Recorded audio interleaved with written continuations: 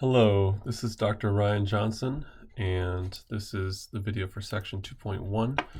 And so I'm going to show you right here where we'd go to week 1, section 1.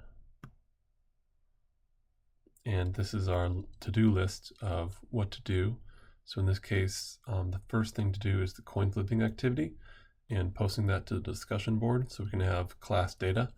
And then we'll need that for later on down the line. Then we're going to do a reading section from 2.1. You can see that right here. And then do the challenge activity. That's at the bottom here. There's 4 challenge questions there. And then you'll do the worksheet. And that's the one I want to really talk about in this video. So if you click on that link, each of these links will link to the whole packet of worksheets. And so it's a big document, 199 pages. So I would recommend downloading it and then opening it. So I would click there, then it opens there.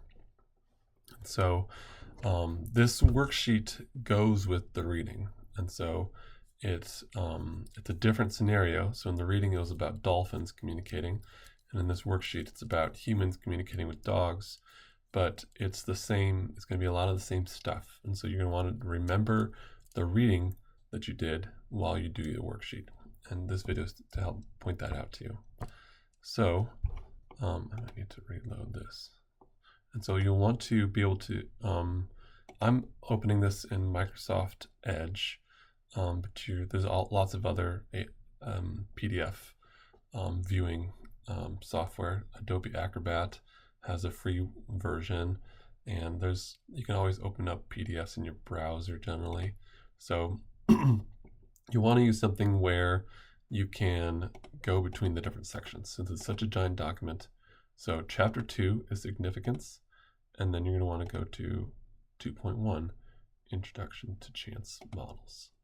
So, in this case, we're talking about dogs, and this paragraph here, you should read this paragraph here. It's important stuff. Some of it's stuff to do with the experiment, which has to do with the biology and the science. And this class is just only focusing on the statistics. And so in that case, the numbers that make the most sense for the statistics are the 10 trials that are going on here. So they're just going to look at one. So there was also, they did it with like 6 dogs. We're only looking at one set of trials. So the set of trials is the 10 trials, where the experimenter bowed toward one of the cups to see whether our dog's name is Harley. Go to the cup. And so, for instance, exercise number 1, based on the description of the study, state the research question. And so this is an example where you should probably use a complete sentence. And if you go back to the beginning of our research, we had over here, so if we look at our researcher here asks a question: can dolphins communicate with ideas? And then that's kind of the more abstract version of the question.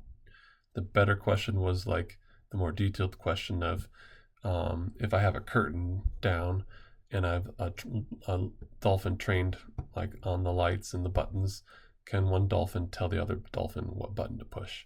That's better a little ways, but the more abstract one is also correct. So going back to your worksheet, now for this study, answer that question for the dogs.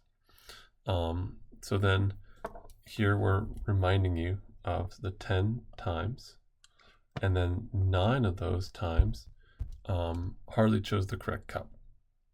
And so then the question is, what are the observational units? And so again, going back to our dolphins, the observational units was a question that you answered in the reading. And so hopefully you're able to apply that to this situation where we have the dogs. So to identify the variable in the study, what are the possible outcomes in this variable? Is the variable quantitative or categorical? So you've already done that with the dolphin situation with the variable is you chose this correct one, and then you were able to determine if the variable was categorical or quantitative. And so then there's another definition, and I think this definition might be repeated from the reading, but it's always good to restate it, that the data we collect is the sample, and then the sample size is the number of things we collected, and then a statistic is a number that summarizes that sample. Okay.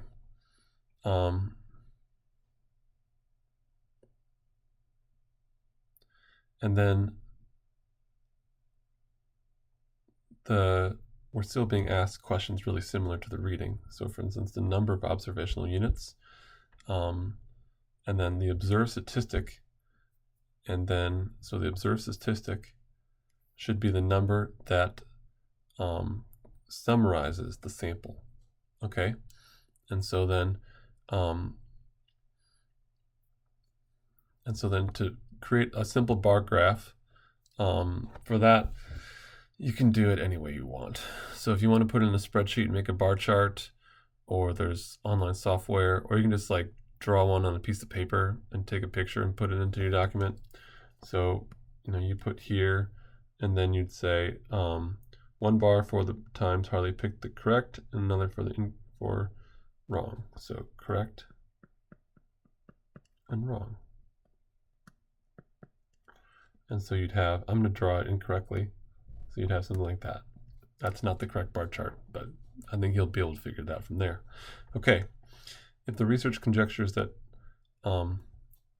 Harley is, if the research conjecture is that Harley can understand that the experiment means that when they bow toward an object is statistic in the direction suggested by the research conjecture. So that's yes or no. Okay. Could Harley have gotten 9 out of 10 correct even if he really didn't understand the human gesture and so was randomly guessing between 2 cups? This question is trying to get at the idea of randomness. And so part of like what we're doing in stats is trying to figure out, is this something that just happened randomly, or is there some sort of relationship? Is something going on? And so in that case, be careful with the wordings of these questions. So this one is asking could, okay? And so not like probably, but just could, okay? And then the next question is similar, but it's like, do you think it's likely? And that's different, right? So that's, you should have even though we haven't taught you all the stats yet, part of this is like, there's an intuitive side, like the things that we're going to teach you also make common sense. And so use your common sense for this question. Okay, so we kind of break it into 2 possibilities. Either Harley is choosing randomly, or something's going on and Harley understands the human interaction. And so then, all right, I'm going to pause here.